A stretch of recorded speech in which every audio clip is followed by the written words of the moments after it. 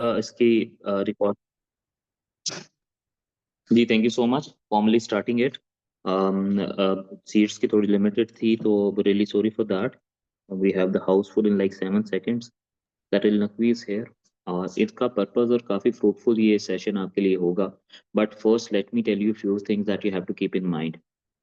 With sir your permission please should I start?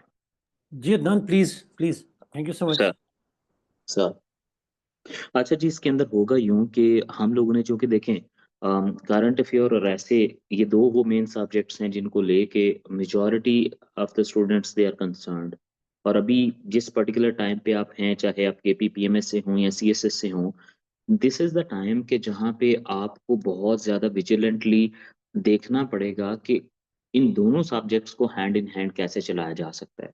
और मैं हमेशा से कहता हूँ, हमारी डिस्कशन भी इसी बात पे होती है, यह है कि past papers are the ones जो कि सबसे ज्यादा जरूरी होते हैं। और अगर if you can master like 5 to 10 years paper, so you can master you can actually predict the next paper. तो ये आइडिया जो जनरेट हुआ ये हमारे माइंड में, मेरे और सर अली नकवी के माइंड में, इसकी रीजन ये थी कि हम लोग पास्ट पेपर्स में डोमेन वाइज चीजें उठाएंगे और फिर हम उसके ऊपर डिस्कशन करेंगे करंट पर्सपेक्टिव से और जो इम्पोर्टेंट डोमेन्स हैं। इससे होगा क्या, एक तो आपका कंटेंट प्रिपेयर होगा, नंबर वन। नंबर टू, आपको मैं साथ साथ ये इंटरेक्शंस देता जाऊंगा कि कोई भी टॉपिक जब आपके सामने आता है तो उस टॉपिक में से डूज और डोंट्स कौन से हैं, like as in like what to target and what not to target, right? So मेरा काम होगा कि उस टॉपिक को टेलर करके देना। सर अली नकवी का काम होगा कि उसके ऊपर कंटेंट को फ्रेम करके देना। ये वाली exercise can be helpful for you in 2 ways। Number one पे तो ये आपको कंटेंट भी देगी, नंबर टू के ऊपर ये आपको एक आइडिया देगी कि no time how to break a topic and decide what to write and what not to write. इसके अंदर एक डिस्क्लेमर है, डिस्क्लेमर ये है, आपने मेक श्योर करना है that you guys do not expect कि ये बहुत बेसिक लेवल का होगा। एज इन लाइक के I mean we have no harm in it, हम वो भी कभी कर सकते हैं कि हम एक बेसिक टर्मिनोलॉजीज को डिफाइन करने लग पड़ेंगे। थोड़ी सी आई वुड बी एक्सपेक्टिंग, और सर हम लोग ये डिस्कशन कर रहे थे कि थोड़ी सी मिच्योर रिएक्शन जो है वो आपकी तरफ से जरूर चाहिए होगा। प्लीज थोड़ा सा पेस अप, ज्यादा चीजें होंगी क्योंकि 2000 से लेके ऑनवर्ड्स 2025 तक गालबन 25 सालों के 250 टॉपिक्स हैं और जिसके एपिसोड 1 ये है।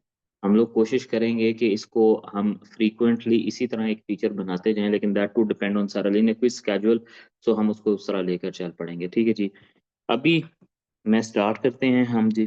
Sir any words from you, then we will start this please. जी Adnan, I think we are short of time, तो I think let's move directly. बच्चे भी, उनके भी पेपर सर पे हैं, तो they are be sir sir focused. अच्छा जी, दीज आर द टॉपिक्स। अगर हम लोग देखें तो starting from this very domain जो कि ग्लोबलाइजेशन, डिप्लोमेसी और इंटरनेशनल रिलेशंस के सारे टॉपिक्स को कवर करेगी, स्टार्टिंग फ्रॉम 2000 ऑनवर्ड्स, राइट? इसमें कुछ टॉपिक्स ऐसे होंगे जो कि टाइम एंड स्पेस की वजह से अभी रिडंडेंट हो गए होंगे, मैं सर को उसके ऊपर क्वेश्चंस नहीं करूंगा सर। अच्छा सर, सबसे पहला जो हमारा इसके अंदर अगर आप टॉपिक देखें तो दैट टॉपिक इज बेसिकली कि moral standards in international relations. So this particular topic has so many avenues, but most importantly, अगर हम फ्यूचर में भी देखें तो there's this whole debate of logic and ethic when it comes to governing international relations, or in other words international global order। तो sir मेरे ख्याल से इस टॉपिक को अगर हम पिक करेंगे तो हम इसमें से ऐसे जो बनाने जाएंगे ना, उसके 3 से 4 मेजर हेडिंग्स होंगी। सबसे पहली इसके अंदर हेडिंग्स आएंगी कि वो जो मॉरल स्टैंडर्ड्स इंटरनेशनल रिलेशंस के हैं। अच्छा, there is no need to define international relations here. Why? Because के जो भी टॉपिक आपके पास आता है उसके अंदर जो कॉन्सेप्ट होता है, ऐसे के अंदर उसकी डेफिनेशन वगैरह नहीं देनी होती। So there is no need to define international relations. Simply पहली मेजर हेडिंग इसकी बनेगी कि मॉरल स्टैंडर्ड्स सेट क्या किए गए हैं, वो हमें सर अली नकवी बताएंगे कि मॉरल स्टैंडर्ड्स हैं क्या। ठीक है, इसको मैं उर्दू में लिख लेता हूँ ताकि आसानी है क्या। नंबर 2 के ऊपर आएगा उनकी ब्रीच क्या हो रही है, और नंबर 3 के ऊपर आएगा कि उसकी सजेशंस, यानी कि वो जो मॉरल स्टैंडर्ड्स हैं, जो इमोरालिटी कमिट हो रही है उसको रिवर्ट कैसे करना है सोल्यूशन की मद में। Sir over to you please. जी Adnan, thank you so very much. Adnan, मैं जस्ट एक छोटा सा ऐड ऑन इसमें कर दूं, अगर आप मुझे इजाज़त दीजिएगा। बिकॉज मैं सर डेफिनेटली ऐसे की बिहाफ पे तो बात नहीं करूँगा। अगर आप इसी में देखें 2025 में एक ऐसे आया हुआ है, I would like to read it over here, अगर आप भी शो पे स्क्रीन सर पे कर सकें, इसी सर इसी हेड में डिप्लोमेसी में 25 का, Hamas sir Israel conflict a test case for world conscious, yes and that is a clear repetition of almost the same one. खाली फ़र्क ये है, बिल्कुल आप देखिएगा 2025 में सेकंड लास्ट जो आ रहा है नीचे, सर ये मैंने इसको रेड लाइन कर दिया। एग्जैक्टली। सो बेसिकली ये भी मोर और लेस डोमेन वही है, खाली फ़र्क ये है कि ऊपर वाला जो पहला है वो मतलब इस सेंस में था कि जी the first one was about international relations in general, और this was particularly about Hamas Israel conflict. So sir यानी आप कॉन्सेप्ट वही है मोरालिटी का, और उसके वाले से। अच्छा, अब जो मेन हमारा है मोरालिटी की डिबेट जिसमें आपने की है, देखें जब हम इंटरनेशनल रिलेशंस कहते हैं तो बहुत से बच्चे आप में से आइए तैयार भी करे होंगे। इंटरनेशनल रिलेशंस में एज अ डिसिप्लिन तो बात नहीं की गई, एक्चुअल रिलेशन की बात की गई। रिलेशन बिटवीन स्टेट्स में याद रखिएगा मोरालिटी नहीं होती, वो होती है मोरालिटी इज़ एक्चुअली जो जनरल सोसाइटी में होती है, उसे स्टेट्स की लैंग्वेज में लॉ कहते हैं। सो मोरल जब हम कहते हैं वर्ल्ड जो जो moral standards, so moral standards means international law and international legal standards, चाहे वो डॉक्यूमेंटेड हों या किसी ऑर्गेनाइजेशन की फॉर्म में हो, वो यूएन की फॉर्म में हो, या जो चार्टर्स और एग्रीमेंट्स हैं उसकी फॉर्म में हो, तो हम मॉरल स्टैंडर्ड्स को इंटरनेशनल रिलेशन में लॉ की फॉर्म में देखते हैं। सो हमें देखना पड़ेगा कि जो इसमें थोड़ी सी जो डिबेट है बड़ी इंपॉर्टेंट ये है कि लॉ की चूँकि एवोल्यूशन है, law has evolved over the period of time, तो इसमें कोई टाइम फ्रेम नहीं है। So we have to we can I don't know वो लेंथ पे शायद बताएंगे दाना को बेहतर, but broadly speaking, you can take the historical perspective of the moral standards, how they have evolved in international relations, because we humans evolve, we learn, sir sir और sir वो सब सर सारा विद योर परमिशन सर मैं थोड़ा सा आपको जो है ना वो बीच में सर वो उस तरह कर जी दूंगा जी ताकि जो है ना उस पॉइंट ऑफ जी व्यू से ये थोड़ा सा एलाबोरेटेड है। सर जी मॉरल जी स्टैंडर्ड्स एक्चुअली सेट कहाँ से हुए इंटरनेशनल रिलेशंस के, कौन से इंस्टीट्यूशंस हैं और वो हैं क्या सर? है तो बड़ी पुरानी है, बिकॉज जब हम इंटरनेशनल लॉ की बात करते हैं तो इंटरनेशनल लॉ जो है वो तो दो स्टेट में ट्रीटीज़ को भी कहते हैं, चाहे वो ऐसे ग्रीस के ज़माने में कोई ट्रीटी हुई हो तो हुई हो, लेकिन हम इंटरनेशनल रिलेशन का जब वर्ड लिखा हुआ है तो हम इसको शुरू करते हैं 1648 से ऑनवर्ड्स।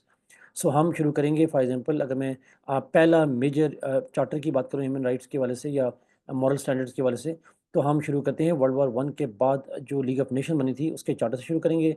फिर उसके बाद वर्ल्ड वॉर टू के बाद जो है यूडीएचआर की डॉक्यूमेंट की बात करेंगे, और फिर उसके बाद इंटरनेशनल ह्यूमैनिटेरियन लॉज हैं बहुत सारे।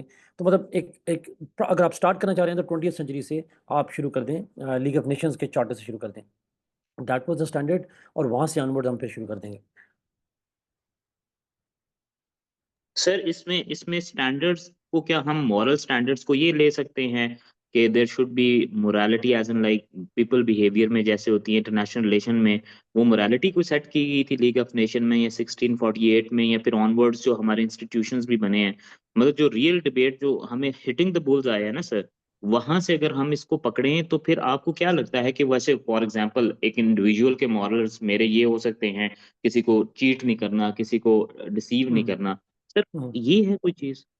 नो, देखिए इंटरनेशनल रिलेशन में जब मॉरल्स की बात करते हैं तो ये स्टेट्स के दरमियान में रिलेशंस के मॉरल्स हैं, और स्टेट्स यानी one state when it interacts with other state, तो उसके स्टैंडर्ड्स क्या होंगे, उसकी बुनियाद कहाँ से होगी। क्योंकि मॉडर्न स्टेट्स हम वेस्टफेलिया से शुरू करते हैं, उससे पहले भी स्टेट थी मॉडर्न स्टेट, वेस्टफेलिया 1648 से शुरू करते हैं।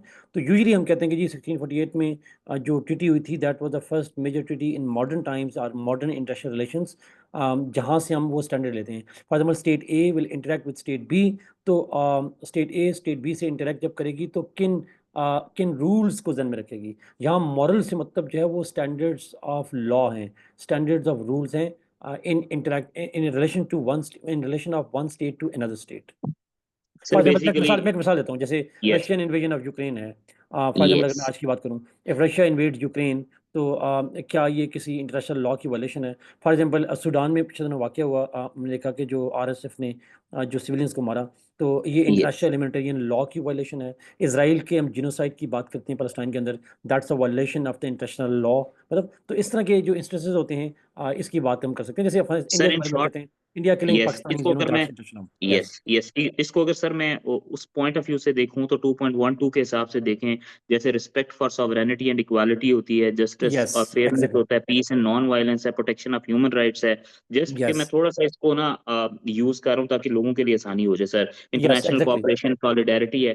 सर अब दूसरी यस, मेजर हेडिंग के अगर ऊपर आए हम इसी टॉपिक के ऊपर, जी, तो वो ये है कि फिर ऑब्वियसली अगर किसी ने लिस्ट कर लिया मॉरल स्टैंडर्ड्स, इनका जी, ब्रीच क्या है दूसरा सर? पॉइंट कौन-सा था?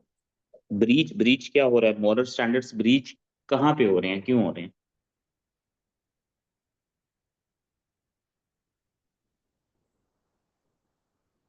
Am I जी, audible, please? Sir. Yes, yes, Sir, Siddhant the, जी। जी, sir, second major point is कि where exactly these moral standards are being breached and what are their impacts? इसके ऑब्वियस सी बात है, हम 2000 में चूँकि पेपर आया था, तो हम 2000 के साथ भी बात कर सकते हैं, आज की बात करते हैं। बेहतर ये है कि हम आज की बात करें, बिकॉज़ हम बच्चों ने अब पेपर देना है। तो आई थिंक आज Sir, की जिस हमें मिसाल दी है, Gaza is the one of the most classical examples of human rights hmm, breaches. चाहे अफ़गानिस्तान के अंदर ख़वातीन के जो बच्चों की मामलात हैं, उसकी बात की जा सकती है। किस तरीके से वुमेन एजुकेशन को बैन किया गया हुआ है। सूडान की मिसाल आजकल बड़ी हाइलाइटेड है, उसकी मिसाल दे सकते हैं। ब्रीचेज़ की मिसाल दे सकते हैं। इसी तरीके से म्यांमार की मिसाल दे सकते हैं। आई थिंक सिवाय हमारे जहाँ पाकिस्तान के नेशनल इंटरेस्ट कंप्रोमाइज़ होते हैं, जैसे वहाँ बात ना करें, बाकी आप इंडिया के अंदर कश्मीरियों की बात कर सकते हैं। There are so many other examples जो दुनिया में दिया सकते हैं। यूक्रेन वॉर के अंदर जो बच्चों की कुछ लोग जानते होंगे शायद, kids being sir, segregated from their parents which is against the laws of war as well. तो यस, sir, ये sir. सारी एग्जांपल जो हम दे सकते हैं इस वाले से। अच्छा अच्छा, कुछ टॉपिक्स में ना इनिशियली स्टूडेंट से मेरी रिक्वेस्ट है कि थोड़ी पेस अप होते टाइम लगेगा, लेकिन आप ये देखिएगा जैसे सर ने राइट फ्रॉम द बिगिनिंग एक बहुत इंपॉर्टेंट बात की है, वो ये की है कि देखें ये वाला टॉपिक एग्जैक्टली 2025 में भी रिपीट हो गया, तो ये पास्ट पेपर्स के थ्रू डायमेंशन और कंटेंट जिस तरह लेयर्ड कर रहे हैं सरली, ये इवेंचुअली ये आर्ग्यूमेंट से क्यूमुलेट होके ये कहीं ना कहीं आपको हेल्प आउट करेंगे। और कोशिश करें कि कमेंट सेक्शन के अंदर कुछ ना लिखिएगा प्लीज, वो थोड़ा सा डिस्टर्ब करता है, अगर कोई बहुत रेलिवेंट बात हो तो लिख लें। और सर एंड पे ऑब्वियस सी बात है, जब ये ब्रेक कर लेंगे मॉरल्स क्या है, ब्रीच कहाँ पे हो रहे हैं, सोल्यूशन तो वही आगे की सोल्यूशन क्या हो सकती है सर? कोई पढ़ी लिखी बात क्या हो सकती है कि कैसे हम ये नाइंसाफी, ये अनफेयरनेस जो है इनको रोकें सर? देखिए वो कहते हैं ना कि जिसने कहते हैं कि the best solution to bad democracy is more democracy. So hmm just like that, अगर स्टैंडर्ड्स वायलेट होते हैं, the best way is to improve those standards, adopt according to the modern realities. और सबसे बड़ी इंपॉर्टेंट बात है कि moral standards has to be universal one. International relations की बात हो रही है। नो रीजन, हम्म वो one community should have the right to impose it's will and its standards on everybody else. So it has to be hmm consensus based standards. और इसमें best जो tool use होता है वो होता है international organisations का। I think because international organisations वो बेहतर टूल होता है जहाँ पे स्टेट्स जो हैं, they deliberate and they come up with a consensus on establishing those rules. तो वे फॉरवर्ड में आपने कंसेंसस बेस्ड रूल्स की बात ज़्यादा करनी है। Sir very good sir. Sir moving ahead, आपने भी एक बात लिंक की है, चूंकि ये सारा कॉन्सेप्ट लिंक्ड है, तो आपने कहा कि international institutions. Sir there has been a constant debate, अगर मेरे सामने पेज पे ही देखें तो हमारे पास एक यहाँ पे ये टॉपिक आ जाता है जिसको हम कहते हैं कि the UNO has failed to measure up to the demands of its charter. 2010 में आता है, ठीक है सर। यस, इसके ऊपर सर 2009 में आता है UNO hopes and hurdles. Sir इसके इसी से मुंसलिक ये this is something which has been constantly questioned sir. Sir yes. अगर फॉर एग्जांपल सिंपल बात करें तो ये टॉपिक को ब्रेक करें, the future of the UNO. पहली बात है, तीन पर्सपेक्टिव में सर हमेशा पास्ट पेपर्स को एनालाइज करें तो सवाल आता है, वो यही आता है कि इसको ये वाई फेल्ड। हुँ। मैं सर तीनों लिख देता हूँ, फिर तीनों पे आप सर कोई एक ब्रीफ दे दीजिएगा, वाई फेल्ड। और ये सर इनको थोड़ा सा अगर कोई लिंक भी उस तरह का कोई इनको वो भी मिल जाए, या कोई पढ़ने के लिए, वैसे तो बहुत it's too like heavy to ठीक है। To tell them why failed sir. फिर हर्डल्स क्या हैं, वो समहाउ से लिंक हो जाएगा। और फिर एग्जैक्टली सर एक चीज बड़ी जरूरी है जो बच्चे अक्सर मिस कर जाते हैं, समझ चार्टर रहा हूँ है नहीं क्या मैंने, यूएन का? जो यस, जो सर यू ने आर कहा ऑडिबल इमरान की बात। सर। ओके, आप अब मुझे अब आ सुन पा रहे हैं? अब आ रही है, अब आ रही है। सर मैं ये कह रहा हूँ कि यूएन से रिलेटेड बहुत दफा क्वेश्चन पूछा गया है, ओके। करंट अफेयर में भी, ऐसे में भी।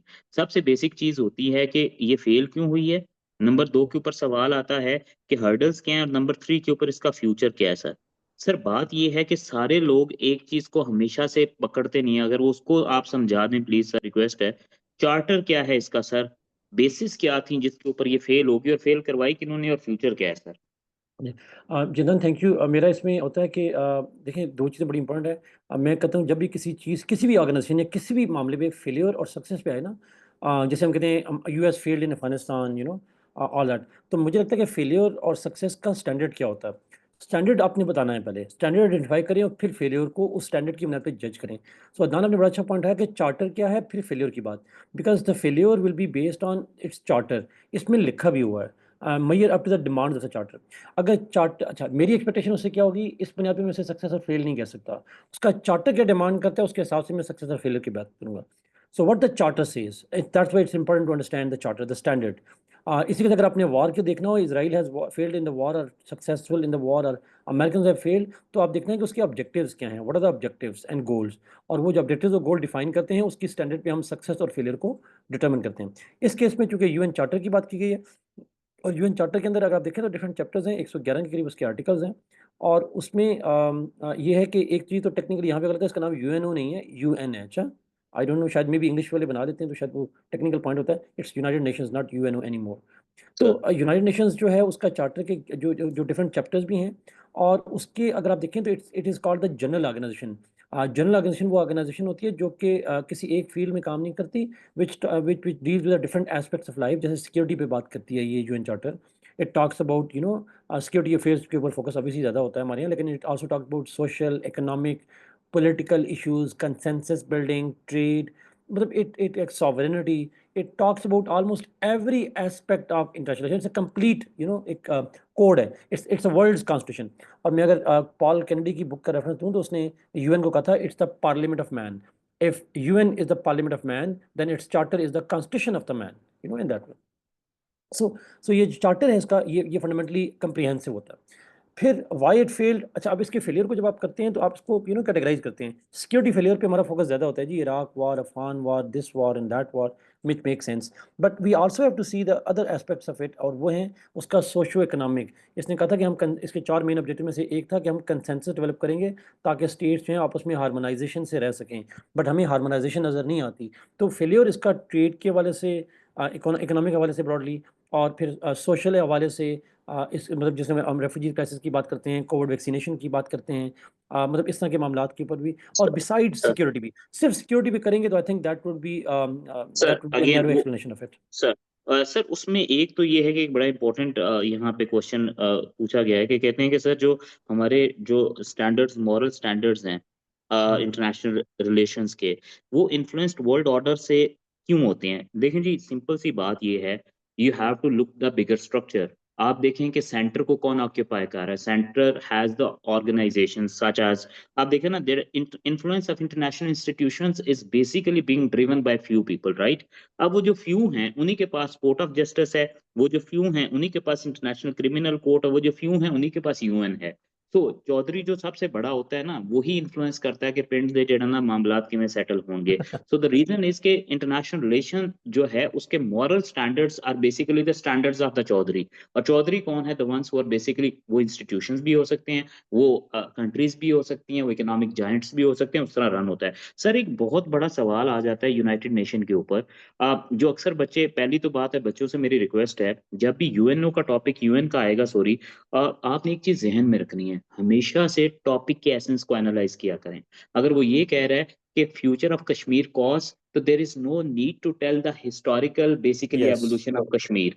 यहाँ पर करंट अफेयर्स के अंदर थोड़ी सी डिस्टर्बेंस आप कर सकते हो, वैसे वहां पे भी I do not agree, if you really want to score big, you have to be very calculated in your approach. अब यहाँ पे अगर वो यूएनओ के बारे में पूछता है, hopes and hurdles, there is no need to basically drag the whole journey starting from 1945 onwards, right? So यहाँ पर अगर वो solutions की भी बात करता है ना, तो right away solution में ये ना कह दिया करें, वो आपसे यूएन की होप्स एंड हर्डल्स की बात कर रहा है, और आप जो है उससे बात ये करने लग पड़ते हैं जी एक और ऑर्गेनाइजेशन बना दी जाए।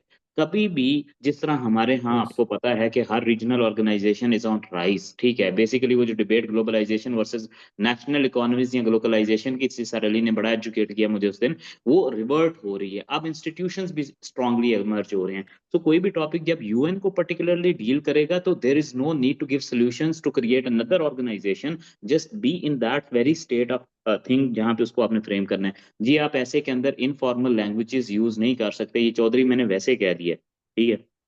सर इससे अगला एक सवाल है सर, बड़ा यस, इम्पोर्टेंट सर। सर जी, कहते ये हैं कि जो जो द होल डिबेट जिसको हम कहते हैं कि वो एक ग्लोबल पर्सपेक्टिव के अंदर ग्लोबलाइजेशन की चल रही है सर, ठीक है सर। यस, सर इसमें डिफरेंट टाइम पे डिफरेंट टॉपिक्स आए सर। जैसे यस। अगर आप देखें तो 2007 में आया ग्लोबलाइजेशन और इलेक्ट्रॉनिक मीडिया। सर क्या हम इसको सर इस तरह कनेक्ट कर सकते हैं कि जैसे पाकिस्तान के अंदर भी सर हमने देखा मेजर इलेक्ट्रॉनिक मीडिया शिफ्ट आई 2007 के अंदर। तो मैं हमेशा से सर कहता हूँ कि जिस साल का करंट अफेयर का और ऐसी का पेपर बनता है it is primarily driven by that years strategies. जैसे हुँ, 2004 को हम देखें तो एंड ऑफ चीप ऑयल है, क्योंकि ये 2003 की जो वॉर है सर मेजरली इराक की, दैट एंडेड द वेरी वो जो हेgemony है ना जिसकी वजह से एक मोनोपोली बनी हुई थी लेकिन कम प्राइसेस थी। अब सर क्वेश्चन हुँ, ये है, ग्लोबलाइजेशन ने अपने आप को बहुत इवॉल्व कर लिया। एक टाइम पे हुँ, डिस्कशन थी लर्निंग टू लिव टुगेदर, फिर सर डिस्कशन आई प्रोज एंड कॉन्स की, फिर सर यस, डिस्कशन आई कि अब जो है it is basically globalisation is putting an end to austerity. Sir फिर डिमांड आई कि globalisation and national economies. Sir मैं यूपीएससी का टॉपिक देख रहा था, वो कह रहे थे कि we should put an end to globalisation and protect nationalism या नेशनल इकोनॉमीज। सर ये क्या है और इसका आगे फ्यूचर क्या है? अम, देखिए ग्लोबलाइज़ेशन की जो डिबेट है to be very honest most of बच्चे आजकल जानते होंगे we are living in the Trump age और ट्रम्प की एज में ग्लोबलाइज़ेशन जो है उसका फिनोमेना उसका फ्यूचर उतना ही है जितना पाकिस्तान में डेमोक्रेसी का है। So I think broadly speaking globalization is moving towards two different fields. One, it is moving toward the regionalism, जिसको हम globalization कहते हैं. That globalization is turning into regionalization, जिसको globalization का word use करते हैं. और दूसरी एक सेंस में बात करते हैं that is the जो आप सब जानते होंगे deglobalization की डिबेट होती है. ग्लोबलाइजेशन जो है वो इट इज़ रिवर्सिंग इटसेल्फ. मैं पिछले दिनों मार्क कार्नी की स्टेटमेंट देख रहा था जो कैनेडियन प्राइम मिनिस्टर हैं. उन्होंने आसियान में जाके स्पीच की. उन्होंने कहा the era of free trade is over. So इसका मतलब free trade was the main factor जिसने ग्लोबलाइजेशन को मूव किया. और हम जानते हैं कि वुडरो विल्सन ने जब कहा था वर्ल्ड वॉर 1 के बाद फ्री ट्रेड का, तो उसके बाद से ग्लोबलाइजेशन की एक ट्रेंड चला था. So if free trade is era of free trade is over, तो it means the era of globalization the as we know it, it is over. But obviously बात है कंप्लीट तो खत्म नहीं होता. बट आई थिंक जो main debate है globalization की वो यही है that considering the multipolarity in the international politics, considering the economic nationalism and the populism, globalization जो है उसकी जो peak है it has passed. I think it is now moving towards yeah, either globalization or the end of globalization in some parts of the world. तो ये I think दो aspect हैं जो बड़े important हैं.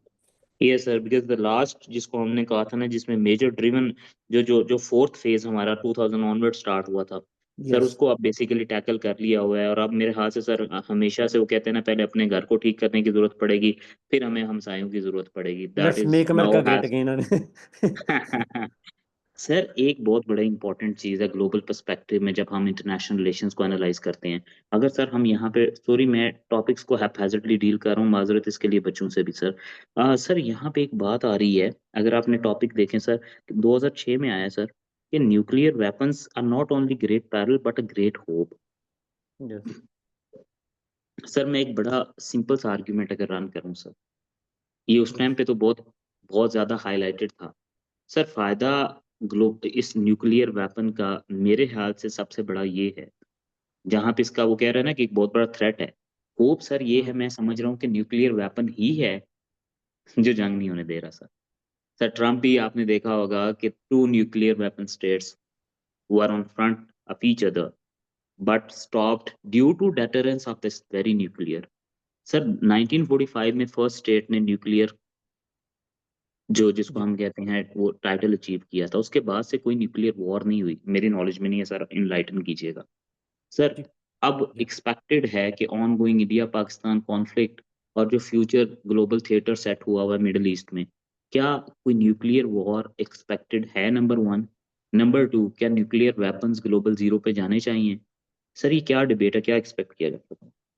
दो दो क्वेश्चन हैं. पहला क्वेश्चन क्या न्यूक्लियर वेपन्स इफ़ेक्टिव हैं? सो फार इफ़ेक्टिव हैं, लेकिन इफ़ेक्टिवनेस लिमिटेशन भी होती है उसकी. अब डिबेट असल में ना दो चीज़ों की डिबेट है. अब इसमें अब nuclear war is not like हम हिरोशिमा नागासाकी को इसलिए कंपेयर नहीं करते because that kind of nuclear war is not possible, everybody agrees. But दो डिबेट्स हैं, आप आईआर में बच्चे जानते होंगे. एक तो टेक्टिकल न्यूक्लियर वेपन्स की डिबेट है. Russia is supposed to it it is generally believed that Russia if pushed significantly, it might trigger, you know, a kind of limited nuclear war. जो पाकिस्तान की पॉलिसी भी है, और पाकिस्तान के अंदर भी साउथ एशिया गेम्स में भी एक टैक्टिकल न्यूक्लियर वेपन्स की यूजेज की पॉसिबिलिटी बढ़ जाएगी, जिसको हम कहते हैं battle field nuclear weapons. That's a danger phenomena and that's highly likely. दूसरी जो डिबेट है वो ये है कि आपने पिछले किसी दिनों कुछ लोग जानते होंगे, न्यूक्लियर पावर्ड मिसाइल टेस्ट किया है रशिया ने। एंड न्यूक्लियर पावर्ड मिसाइल का जो मामला है, that's very dangerous and very you know interesting as well. Nuclear powered का मतलब है that would, you know, that would travel for literally thousands and thousands of kilometers, and staying in the air for weeks and weeks before it can hit anyone anywhere, you know. So I think the problem is not just the nuclear weapons, but the nuclear technology broadly speaking. और वो I think dangerous रहेगा, और वो threat of nuclear war रहेगा। ये ख़त्म नहीं कर सकते। और एक और चीज़ भी आती है, वो होती है रोग states. What if states become rogue, and you know they are taken by the leaders like Trump? We remember that, you know, when Trump was the president in the first term, तो American general को जब कांग्रेस में सवाल पूछा गया, if Trump orders the use of nukes against Iran, will you obey it? It means that they very much, the very idea that a leader can order a nuclear strike is very much real and can be, you know, can be anticipated by their own countrymen. तो I think मुझे लगता है कि nuclear war की possibility rational actors की हद तक तो शायद हिस्टोरिकली तो शायद बात दुरुस्त हो, लेकिन the kind of world that we are part of, जिस तरह की लीडर्स हम देख रहे हैं आजकल, जिस तरह की पॉलिटिक्स हम ग्लोबल देख रहे हैं, आई don't think that nuclear weapons are unusable. They are Sir, more than ever we are closer to the use of nuclear weapons. sir, can we expect tactical, low yield, short range engagement between Pakistan and India? Because this is very likely to become in either current affair or in essay. Yes.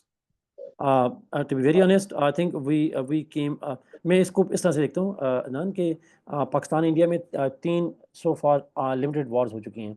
अगर मैं nuclear से शुरू करूँ तो 4 हो चुकी हैं। Kargil war, but it was a border war. लेकिन जो 2016 में India claim to have conducted surgical strike, we said they never did that. तो उसमें कोई मेजर क्लैश हुआ नहीं। 2019 में एक स्टेप आगे गए Indians, there sent there, you know, plane, you know, targeting inside Pakistan, और हमने उनके रिटेलिएशन में डॉग फाइट हुई, और हमने उनके प्लेन को मतलब वी शॉट देम डाउन। फिर 2019 में उससे आगे गए, they attack 9 places including main stream Pakistan. Punjab में आपके हिट किया उन्होंने, एंड वी रिटेलिएटेड, और हमने जो उनके प्लेन 7 मार गिराए। तो अगर आप ट्रेजेक्टरी देखो, तो नेक्स्ट वाली ऑफ जो कॉन्फ्लिक्ट, जो कि everybody says is sooner than later, पिछले दिनों फॉरेन अफेयर्स में आर्टिकल भी आया था, येस इट विल हैपन। जितना कॉन्फ्लिक्ट का, वॉर का लेवल ऑफ एस्केलेशन बढ़ेगा Adnan, that will bring the war closer to Pakistan nuclear threshold, and therefore अगली वॉर में न्यूक्लियर की पॉसिबिलिटी पिछले के मुकाबले में ज़्यादा हो रही होती है। तो yes, technical Sir, weapons are very real. Sir, let me rephrase it. थोड़ा सा मैं आपको रेलिवेंट करता जाऊं। आप लोग बार बार एक सवाल पूछ रहे हैं कि देखें, अभी आपका ना there is this whole debate के हम हमेशा से कहते थे कि मल्टीपल आउटलाइंस को पढ़ लो, every outline would give you an argument in mind, right? और इवेंचुअली आपकी पूरी सीएसएस की जर्नी के अंदर 20 से 25 आर्ग्यूमेंट्स होते हैं जो टोटल जहन में बैठते हैं, और वही आप गोल मोल के ऊपर नीचे करके उनको यूज कर रहे होते हैं, इम्प्रोवाइज करके। यहाँ पे जो मैं और सर अली नकवी एफर्ट कर रहे हैं, उसकी 2 मेजर स्ट्रीम्स हैं। नंबर 1 तो हम जिस तरह ग्लोबलाइजेशन का मैंने आपको पर्सपेक्टिव बताया कि उसके एवोल्यूशनरी फेज कैसे हैं, यूएन है उसका क्या किस तरह पूछा जा सकता है और आपने क्या करना है, या अभी जिस तरह देखें, इनमें से बहुत सारी डोमेन्स ऐसी हैं जो कि इरेलीवेंट हो चुकी हैं क्योंकि हम 2000 से ऑनवर्ड यस, स्टार्ट कर रहे हैं। तो ट्रू, आपने ये चीज जहन में रखनी है, जो बहुत रेलिवेंट होगी उस पर उतना ज्यादा फोकस किया जाएगा, लेकिन कुछ भी रेलिवेंट नहीं है। अगर ईयर 2000 का वो पेपर मॉरल स्टैंडर्ड्स वाला थोड़ा सा ट्विस्ट करके 2025 में पूछ सकता है, मैं भी आपको जेंडर इक्वालिटी पे ले जाता हूँ। 3 साल इस तरह हुआ कि exactly same topic without a single word change वो आया। तो ये बड़े जरूरी हैं ये पास्ट पेपर्स। ये एक टॉपिक एक पूरा थॉट दे रहा है आपको, वो जरूर देखिएगा, और जो इंपॉर्टेंट टॉपिक्स हैं वो भी जरूर बता देंगे। मैं चाह रहा था कि आप इतनी ज्यादा इसकी ब्रेनस्टॉर्मिंग करो कि आप खुद डिड्यूस कर लो। True, true. अ, पतली गली जो निकलना चाहते हैं। अच्छा सर, अ, सर इसके बाद ये 2007 में जो टॉपिक है हमारा, ये टेररिज्म सर, मेरे ख्याल से सर टेररिज्म 2.0, जिसको अगर हम देखें तो सर यहाँ पे चलें सर, वो उसको हम पाकिस्तान के डोमेस्टिक इश्यूज में कवर करेंगे। Yes, yes, sir most importantly एक और बड़ा इम्पोर्टेंट है जिसको कहते हैं कि पीस हैज बिकम इनएविटेबल। यहाँ वो कह रहा है can we prevent the third world war, ठीक है। यहाँ वो कहता है कि new cold war is being fought in middle east. या फिर वो ये कहता है cold war has changed it's way, but it is still there. Sir, my Yes. basic question is the ongoing situation in Middle East and in Africa and everywhere. Can we simultaneously, two question, prevent third world war, और is there any chance कि हम लोग जो है वो क्या कहते हैं, पीस एस्टैब्लिश कर पाएं globally? Is it utopia? CSS में एग्जैक्ट फ्रेज हुआ था। पीस के बारे में हम कहते हैं it's a time between two wars. So peace is क्या हुआ था? Peace peace is a utopia that never exist, you know, obvious सी बात है। अच्छा, अरे लेकिन मैं एक मिनट, आप स्टार्ट करें सर, उससे पहले मैं थोड़ा सा इनको फ्रेज करता चल जरूर, मैं डी ट्रैक प्लीज हो जाता हूँ, पॉलिटिकल शो प्लीज बना देता हूँ। Can we please. Prevent prevent third world war? जब इस तरह का सवाल आता है ना, ऐसे आता है, तो आपने हमेशा से ये चीज देखनी होती है कि कोई भी ऐसे आपके सामने आता है ना, तो आपने उसमें हैव और हैव नॉट्स को फिगर आउट करना होता है। यहाँ पे either you can go in favour of the statement और you can go against the statement. आप ये नहीं कह सकते कि पार्शली वी कैन प्रिवेंट और partially we can not prevent, right? There is no counter perspective in a clear statement, right? हमेशा जहन में ये बात रखें कि यहाँ पे जब आप मेजर हेड्स बनाने जाएंगे तो इट्स वेरी सिंपल, सिंपली जाएं, उनको बताएं कि कैन यू प्रिवेंट। फिर हाँ, if you are favouring this, तो आप पहली मेजर हेडिंग बनाएंगे that the third world war can be prevented, right? फिर नंबर टू के ऊपर आएंगे और आप इन लिस्ट करेंगे what could be the challenges posed to bring the third world war. और थर्ड पे आएंगे जहां पे आप सोल्यूशन देंगे that how to eliminate those जो है ना वो चैलेंजेस, ठीक है? हाँ, अगर आप चाहेंगे तो आप एक डेडलिएस्ट साइड दिखाने के लिए एक एडिशनल चीज सेकेंडरी हेड के तौर पे ऐड कर सकते हैं कि अगर थर्ड वर्ल्ड वॉर होती है उसकी रेमिफिकेशन क्या है, जो इन इटसेल्फ जो है वो एक बड़ी डेडली पिक्चर बनेगी कि तो लोग ही इस तरफ नहीं जाएंगे, एक इन्फॉर्म्ड चॉइस हो जाएगी। जी sir. Yes. So regarding Third World War, I think we are in the Third World War, but the Third World War will not be a war of weapons. It's a war of tariffs. I think we are into the Third War. Depend करता है war के perceptions क्या हैं. तो I think अगर आप military sense में बात करेंगे तो येस, द आइंस्टाइन की स्टेटमेंट ना, आई don't know about the third world war but the fourth world war will be fought with stones and sticks. So hmm. I think because the very idea of nuclear weapons is an idea जिसमें आपने दान खुद कहा कि शायद एक limited हद तक तो वॉर की मुमकिन है, लेकिन third world war I think I don't see that happening. उस ओके। उसकी वजह ये वेपन्स की वजह से, उसकी वजह ये है कि जो वॉर है उसके लिए वर्ल्ड वॉर होने के लिए अलाइंसेस चाहिए। मेरा नहीं ख्याल कि यूएस के काउंटर में कोई ऐसा अलाइंस मौजूद है जो यूएस के ग्रुप के साथ मिलिट्री वॉर में जाना चाहेगा। Even if Russia has an armed conflict with the United States which is less likely to happen. मेरा नहीं ख्याल कि Russia will be accompanied by any other major power और major powers except North Korea and Belarus and other places. तो world war की possibility तो नहीं है, हाँ वर्ल्ड पावर्स में वॉर की पॉसिबिलिटी जरूर हो सकती है, and we need to make a difference between the two. अच्छा, ऑल राइट सर। यस, तो न्यूक्लियर वेपन्स असल में is the biggest obstacle to having a world war 3। Sir ये एक सवाल है इसी तरह, जहां से आपने पॉलिसीज की बात की, ये 2012 के अंदर आया है, global trade and trade policies of China. Sir, I would be very brief कि इसकी आउटलाइन बनेगी कैसे, ताकि लोगों को ये बार बार आउटलाइन मिनी क्यों बना रहा हूँ, ताकि आपको समझ आए हिट एंड ट्रायल क्या होता है, पकड़ना है कहाँ से ट्रैक करना है। देखें, ये 2012 में नहीं आया, आई थिंक ये टाइपो मिस्टेक हुई है मेरी रिसर्च टीम से। ये आया था 2022 या 21 में, ऐसे आया था, और आई डोंट नो कि रिपीट रिपीट हो भी नहीं सकता। 2012 में ऐसा चाइना इस लेवल पे नहीं था कि ट्रेड पॉलिसीज को ग्लोबली इम्पैक्ट कर रहा हो।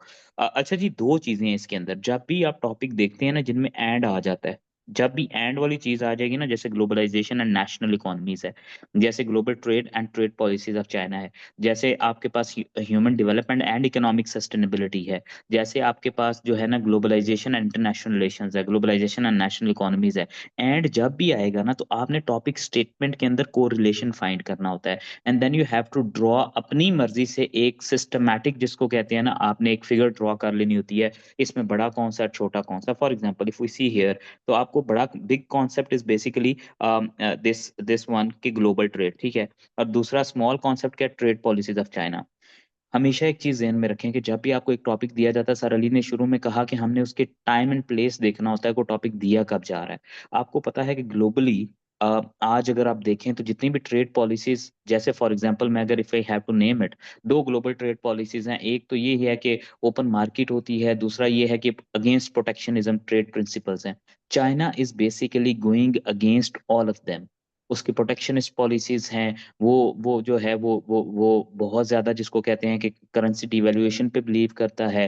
वो सेग्रीगेटेड ट्रेड करता है। वो जो है वो इसी तरह मिला के और भी सारी ऐसी पॉलिसीज लेकर आता है जो डायरेक्ट कन्फ्रंट करती है ग्लोबल ट्रेड के साथ।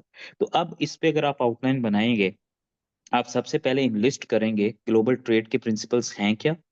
नंबर 2 पे आप आके बताएंगे कि चाइना की ट्रेड पॉलिसीज क्या हैं और वो कैसे कॉन्फ्लिक्ट करती हैं ग्लोबल ट्रेड के साथ। नंबर 3 पे आके बता दें कि उसका इम्पैक्ट क्या आ रहा है। जैसे एक सिंपल सी बात बताऊं कि चाइना अपनी मर्जी से जिस चीज की ट्रेड एम्बार्गो लगाना चाहे लगा लेता है। अब ग्लोबल ट्रेड में तो ऐसा नहीं होता ना। ये तो ऐसा ही है कि बड़े बड़े सारे कजन मिलके बैठ जाएं और सारे एक दूसरे को बारी दे रहे हैं। आपकी बारी आए तो आप कहें जी नहीं मैंने अकेले ने खेलना है। This is what China is doing, right? ठीक है। तो वो तो to put it in conclusive way ना, तो एंड पे आप सोल्यूशन दे देंगे। सर ये बताएं, ये चाइना सर बाज आएगा या नहीं आएगा sir?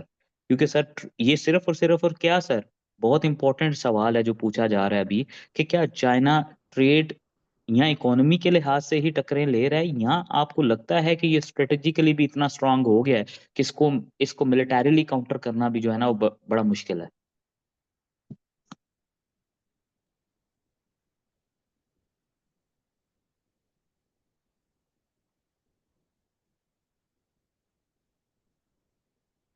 M I audible please sir?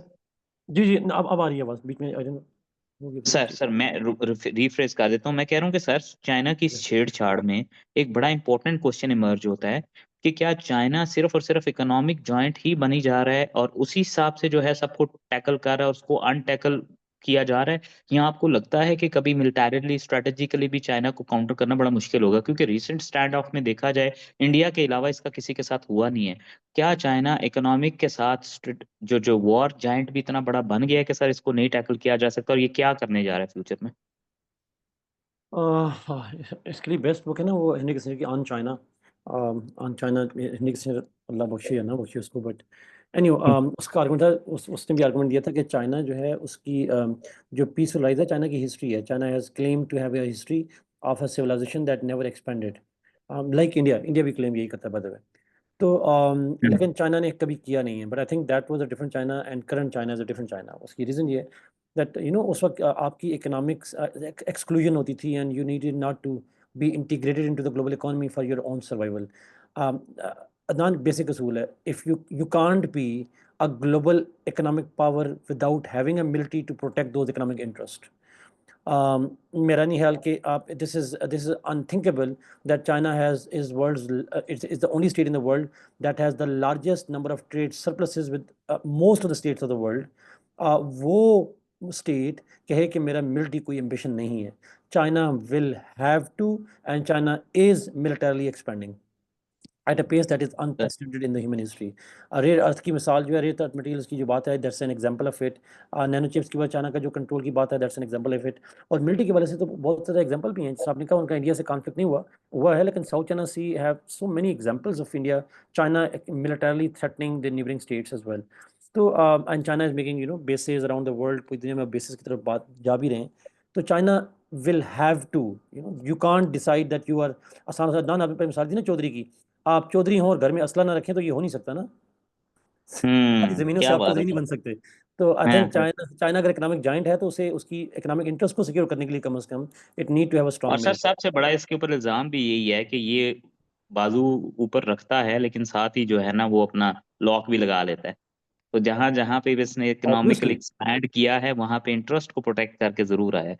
Sir एक बहुत जरूरी बात है, वो ये है कि जी ग्लोबल पॉलिट, अच्छा ये देखें जी, अभी अभी ये कितना रेलिवेंट है। अभी आपको हमने ऊपर moral standards of international relations बताए ना। अब ये देखें, ये इन्होंने पता नहीं 2012 क्यों लिख दिया है सर। ये 2022 का टॉपिक है, ये 23 का, global politics and international relations. अब मैंने आपको थोड़ी देर पहले बताया कि जब भी ऐसे की स्टेटमेंट आती है ना सर, मुझे करंट अफेयर का नहीं पता, बट ऐसे के अंदर द होल होल जिसको कहते हैं ना, छक्का जो लगता है ना sir, that has a very thin line. अगर आप डिसाइफर कर जाए ना कि टॉपिक के अंदर में what to pick and what to leave, that's the whole success. हमारा मसला ये है कि सर हमारे जितने भी ऐसे के बच्चे होते हैं ना, दे थिंक कि यहाँ पर अपने कंटेंट और अपने नॉलेज को बम्बार्ड करना है, जिसकी वजह से वो स्टेटमेंट को देखते हैं और जितना कुछ होता है आउटपोर कर आते हैं। देयर हुँ, you go and you would do the biggest mistake. Global politics and international relations, मैं जस्ट एक सेकंड में रिफ्रेज करूंगा। मैंने बोला एंड आएगा तो you have to basically pick and choose a side, simple सी बात है, वही मॉरल स्टैंडर्ड्स वाली डिस्कशन है। तो भाई इंटरनेशनल रिलेशंस जो है, ग्लोबल पॉलिटिक्स को कैसे गवर्न करेंगे, कैसे नहीं कर रहे और कैसे करना चाहिए, ठीक है। अब सर एक बड़ा इंपॉर्टेंट सवाल जो है वो हमारा आ जाता है, मुझे दूसरे पेज पे जाने दें सर। इसमें कुछ ना इस्लाम के टॉपिक्स हैं जो कि अभी यूजुअली इररिलेवेंट हो चुके हुए हैं, ठीक है। तो मतलब उस तरह सच पूछता नहीं है, जब 2015 से पहले पहले जो है वो एक और चीज होती थी, ठीक है। ये अब सर ये अगेन एक बड़ा इंपॉर्टेंट है, इसके ऊपर सर मैंने इंसाइट लेनी थी आपकी। Post modern ethos a challenge to the west. जी। अ, मैं इसमें एक्सप्लेन करूँ पोस्ट मॉडर्न एथिक्स की बात पे? जी सर, जी सर। अच्छा, जी। अच्छा, जो पोस्ट मॉडर्न एथिक्स की बात करते हैं, ऑब्वियस सी बात है, this is a important term. Post modernism की टर्म हम यूज़ करते हैं a world which is post science world. It's a world in which the scientific knowledge, the science has its own limitations. दूसरे sir, अल्फाज में जैसे एक मिसाल देता हूँ अदनान, आपने एक सबने सुना होगा जो क्लोनिंग है। Now, sir, cloning is a scientific process, but it has an ethical limitation to it, and therefore sir, the science has put limit to. Postmodern ethics मतलब that in the age of science, what are the ethical limits? What are the sir, ethics that need to be followed? अब जब मैं sir, इसको अगर connect करूँ जो अगली phrase है चैलेंज टू द वेस्ट, इसका मतलब ये है कि the west which has gone for unbridled liberties and freedom because हाँ, they adopted science in that way. But how these ethical principles emerging from the scientific world must be followed, and if they are followed, the West would not consider them because the West is challenging that idea of it. So इसके yes example दे देते हैं, इसके example दे देते हैं। For example एक हम बात करते हैं ह्यूमन राइट्स की बात करते हैं, इक्वालिटी की बात करते हैं।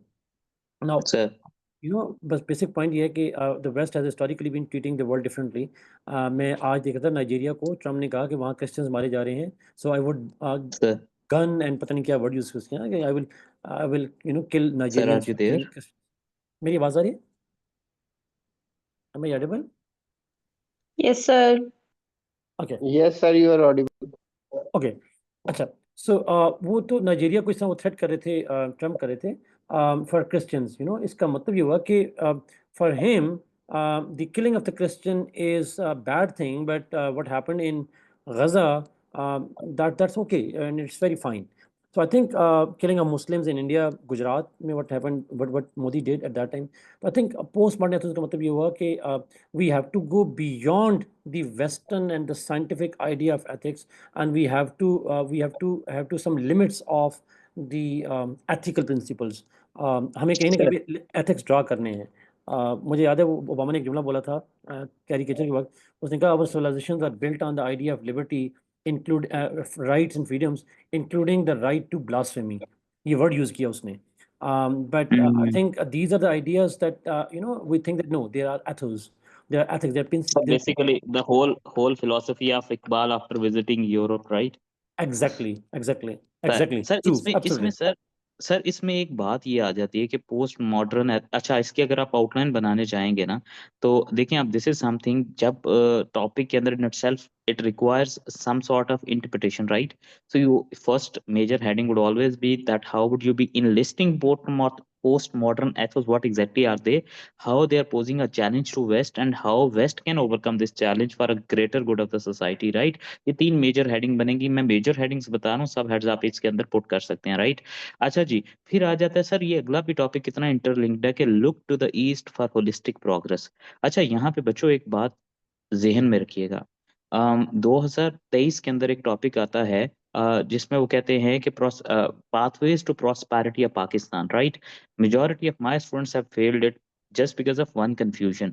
जब भी ऐसे आपके पास आता है ना, थोड़ी देर पहले सर अली नकवी ने डिस्कशन ओपन की कि whenever you would engage in a spec approach, right, social political economic and cultural, so यहाँ पर भी look to the east for holistic progress. Holistic progress और वहां पे pathways to prosperity are basically multitude of an arguments, right? वहां पे था social economic, यहाँ पे भी एग्जैक्टली इस तरह है कि भाई if you really want to see progress तो तुम देखो ईस्ट को, इकोनॉमिक्स में देखो, मॉरल एप्टीट्यूड में देखो, स्पिरिचुअल बॉन्डिंग्स में देखो, सोशल एंड एनवायरमेंटल वेलबींग में देखो, ठीक है?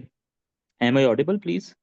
यस यस यू आर अच्छा परफेक्ट। अच्छा Yes, अच्छा, वो बच्चा मैं से कह रहा था ना। सो अब सर हम कह रहे हैं, ठीक है, हमें तो सिखाया गया है कि आप वेस्ट को देखें, टॉपिक आ गया look to the east for holistic progress.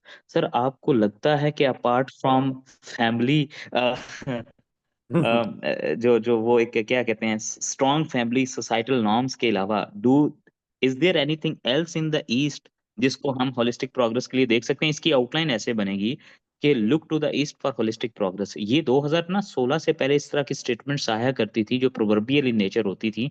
उनकी रीजन ये होती थी कि वो स्टेटमेंट्स यूजुअली वो रिफ्लेक्ट नहीं कर रही होती थी, ठीक है, एक होलिस्टिक डिबेट। अब यहाँ पे आप सिंपल बात करोगे कि भाई सबसे पहले why do you have to look towards east for holistic progress? What are the pillars of holistic progress of east?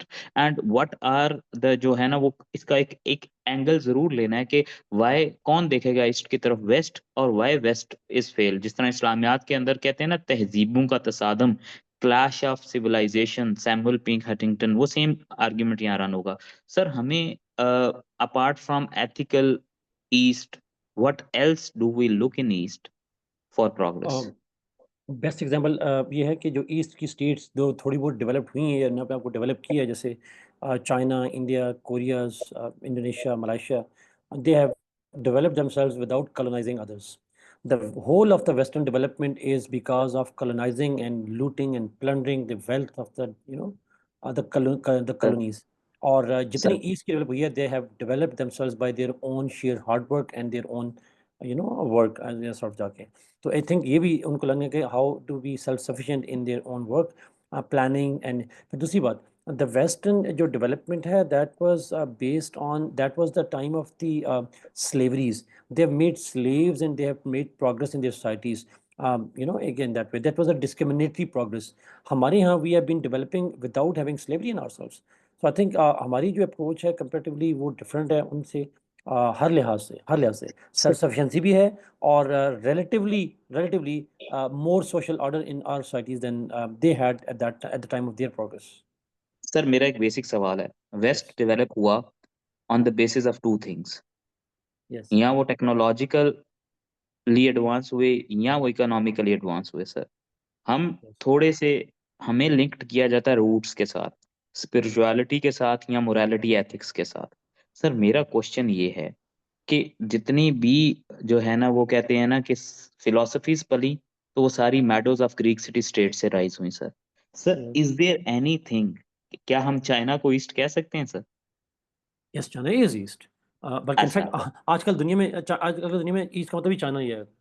अच्छा सर, तो फिर मतलब जिस तरह फ्यूचर की वर्ड है, do you really think that economy को सुपरसीड करेगी वैल्यूज, और वो हमें ईस्ट की तरफ देखना पड़ेगा? हालांकि ये टॉपिक अब जो है कंपैरेटिवली उतना रेलिवेंट नहीं है, but just a philosophical question that economy versus ethics, क्या होगा I, future? I think the Chinese and the Eastern societies have given the West a lesson that economy can be moral. So it's not economy versus morality. It is hard and soft power sir. Yes. I think देखिए ना, जब तक उनको free trade suit करता रहा तो ठीक था, अब टैरिफ्स उनको सूट करते हैं। Now they are claiming that era of free trade is over because that suited them and it's fine, and when it doesn't suit them it's not fine. So I think मुझे तो लगता है कि that's the whole idea is that the societies, the Eastern societies have told them that हमारे यहाँ they had a trickle down effect but we had a horizontal distribution of wealth. So I think ultimately हमने तो उनको सिखाया कि economy जो है it has to be moral as well, वरना तो वो सर मुझे नहीं कैपिटलिस्ट लगता कि सर वो कैपिटलिस्ट जो स्टेटमेंट है ना, terrorist to one is basically freedom fighter to other, yes. हमारे एंगल में बड़ा फिट बैठता है। सर एक कंक्लूसिवली इस चीज के ऊपर बताएं, फिर मैं नेक्स्ट टॉपिक पे चलता हूँ। सर क्या मोरालिटी वाकई ही एग्जिस्ट करती है in international relations? Yes it does. Yes it does. It does. अगर मोरालिटी एग्जिस्ट ना करती थी तो हम ट्रम्प को बुरा क्यों कहते, नेतन्याहू को बुरा क्यों कहते? हाँ हाँ भी कहते हैं, हम तो नहीं कहते। नेतन्याहू को बोला, नेतन्याहू को नहीं कहते। नेतन्याहू को मैं कहता हूँ, सॉरी नहीं सर, नेतन्याहू को कहता हूँ, आई थॉट ट्रम्प आपने बोला सर। अच्छा ट्रम्प सर, को मैं तो ट्रम्प का फैन हूँ। सर अगला सवाल आ जाता है, बहुत इंपॉर्टेंट है सर, इसने रिपीटेडली इकोनॉमी के सेगमेंट में भी पूछा, हर जगह पूछा कि क्या, पहले ये पूछता था कि फॉरेन एड चाहिए नहीं चाहिए, फिर उसने आके कहना शुरू कर दिया फॉरेन एड हमारे पास जो आती है अब वो झोली में तो कोई देता नहीं है, जब से कैरी लूगर वगैरह गए हैं सर। अब बात ये आ जाती है कि क्या फॉरेन एड जो हमें मिलती है, क्या वो थ्रू आईएमएफ और आईएमएफ बेल आउट पैकेजेस, जिसको सर ये अगर 2016 का टॉपिक देखें ना, इसका मैं जी मॉडर्न वर्जन देता हूँ आपको। तब पूछा गया कि does foreign aid help to achieve economic stability. अब इसके बाद ना, अब जो टॉपिक लेटली 2019-20 में आया सर, वो ये है कि IMF bail out packages a recipe for disaster और a road map for success. Sir my first question is, पहले तो बच्चों को अगर ये टॉपिक आएगा ना, तो वो पूछ रहा है कि आपने ये नहीं कहना कि in some cases it does and in some cases it does not. मेरी बात जहन में रखिएगा, ऐसे की ब्यूटी ये है कि you pick one thing and you basically hold on to that. अगर आप डिविंडल करोगे, इन बिटवीन द लाइंस खेलोगे ना, you can not deceive your examiner. हाँ, लक जरूर मैटर करती है, लेकिन उससे बड़ी बात यह है कि स्ट्रैटेजी क्या थी, स्ट्रक्चर समझा कि नहीं। Does foreign aid help to achieve economic stability? अगर आप ये कहते हो ना यस इट डज, तो सबसे पहले आपने ये बताना है कि फॉरेन एड, अच्छा इसमें ये जरूरी नहीं है इन लिस्ट करना कि फॉरेन एड होती क्या है, फॉरेन एड जो है वो बेसिकली कौन कौन दे रहा है और किस किस को दे रहा है, ये माइनर आर्ग्यूमेंट्स होते हैं। कंपैटिटिव एग्जाम की जर्नी के अंदर आपका जो फर्स्ट जो होती है ना शॉट, वो बाबर आजम वाली कवर ड्राइव होनी चाहिए, ठीक है। आपने सबसे पहले उसको आके बताना है कि how does this help to achieve economic stability.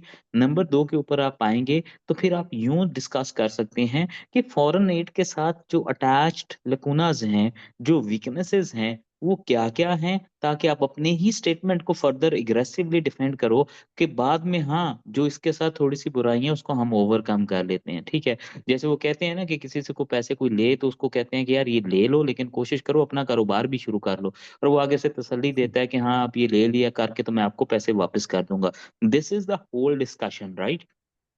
तो पहली मेजर हेडिंग बनेगी कि हेल्प करती है, आप इस तरह भी जा सकते हो, या आप इस तरह भी जा सकते हो कि नहीं फॉरेन जो है एड हेल्प नहीं करती।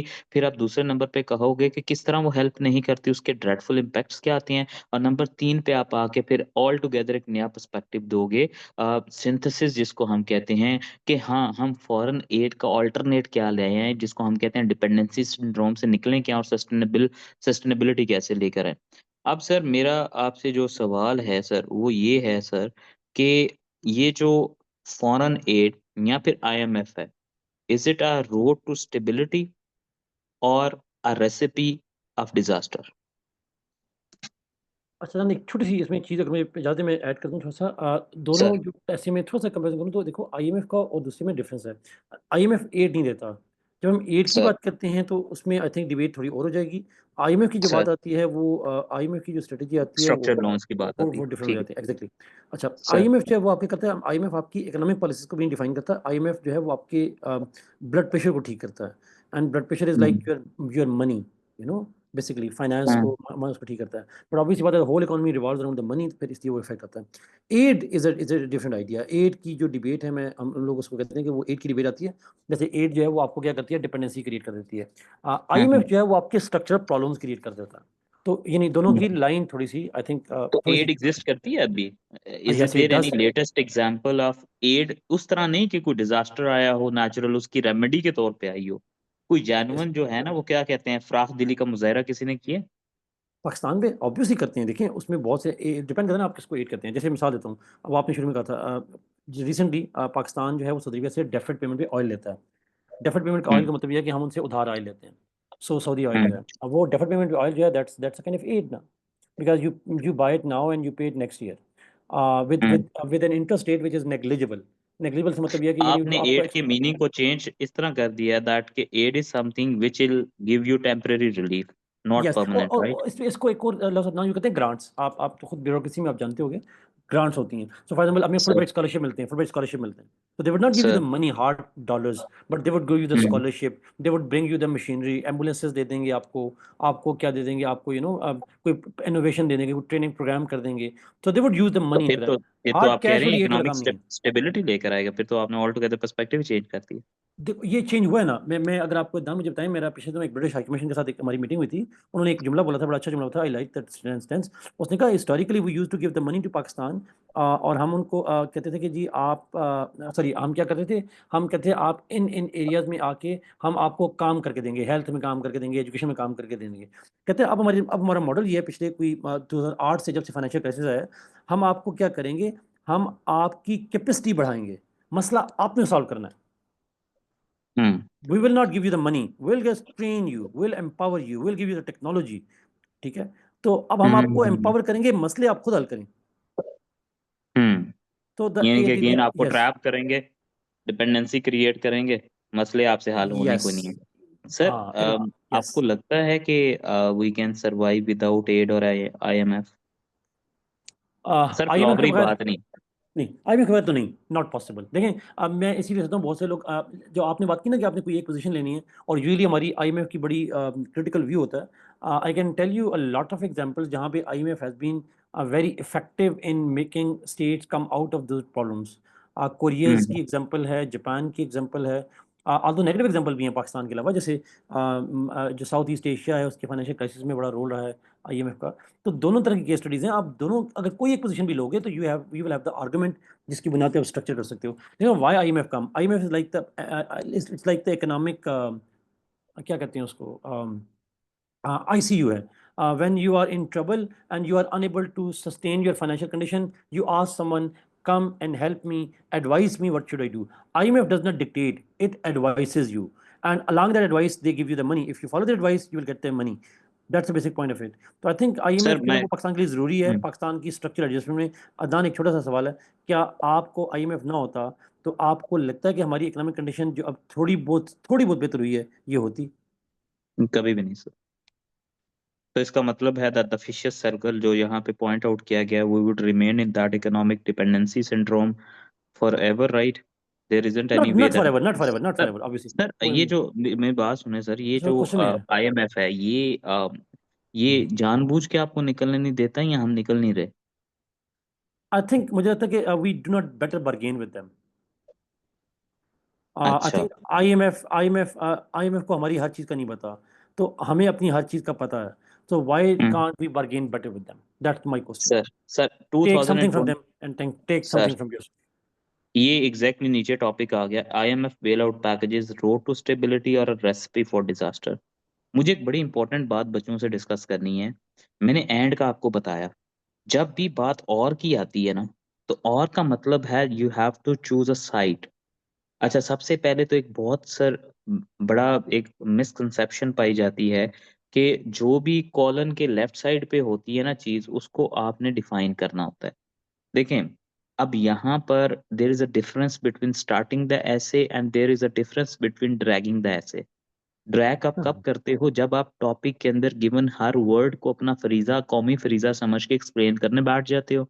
फिर क्या होता है, जो इम्पोर्टेंट होता है ना, वो थर्ड और फोर्थ लेवल पे चला जाता है।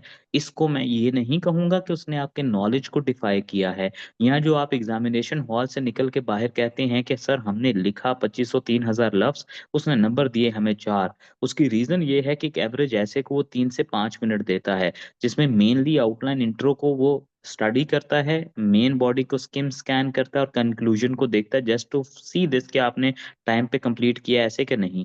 अब अगर आईएमएफ बेल आउट्स के ऊपर जो है, आप जो है वो उसकी पाकिस्तान के बारे में सर ये अगर डिस्कशन हो या जेनेरिक डिस्कशन हो, पहली बात तो ये है कि आईएमएफ ने सर ऐसा ही है ना कि नियर अबाउट जो मेरी स्टडी है 38 या 39 के करीब सिर्फ और सिर्फ एशियन स्टेट्स को पैकेजेस दिए हुए हैं। Sir correct me if I am true, wrong sir. Absolutely, absolutely, history में। अच्छा, ट्रू।